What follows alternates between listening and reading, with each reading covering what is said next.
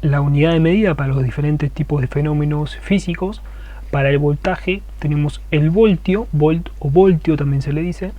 Para la corriente tenemos lo que son los amperios, ¿sí? Y para la resistencia tenemos lo que son los ohmios. Con estos tipos de magnitudes de este tipo de fenómeno se puede determinar diferentes características. Esas características vienen dadas dependiendo qué tipo de magnitud vos quieras hallar de tu circuito. Un ejemplo común para este tipo de ley se utiliza mucho lo que son los circuitos simples, como circuito cerrado, con una fuente de voltaje, una resistencia o resistor y mismo el circuito cerrado. Por ejemplo, nos dicen acá en este ejemplo que se halle lo que es la corriente total del circuito, el voltaje y la resistencia. Esto es muy sencillo, yo no te lo iba a escribir porque es una forma muy sencilla de poder resolver esto. Es simplemente aritmética, pasar multiplicando y dividiendo diferentes unidades.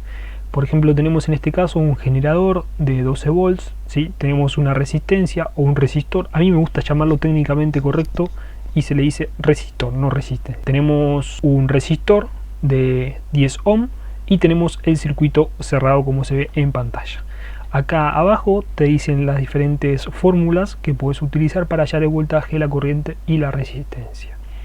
A la derecha, para poder hallar lo que es la corriente, si te fijas en la ley de Ohm, en el triángulo de Ohm, te dice que para hallar la corriente tenés que justamente dividir el voltaje sobre la resistencia de este circuito. Bueno, el voltaje es simple, son 12 volts general que te da este tipo de generador, y los 12 volts vas a tener que dividirlo por la resistencia de este resistor.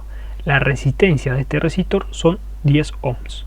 Vamos a ver más adelante los diferentes tipos de elementos eléctricos que puedes ir utilizando y te lo voy a presentar después en cada décimo, pero yo creo que te quedes con la parte práctica de este tema de ley de Ohm, que es resistencia, corriente y voltaje.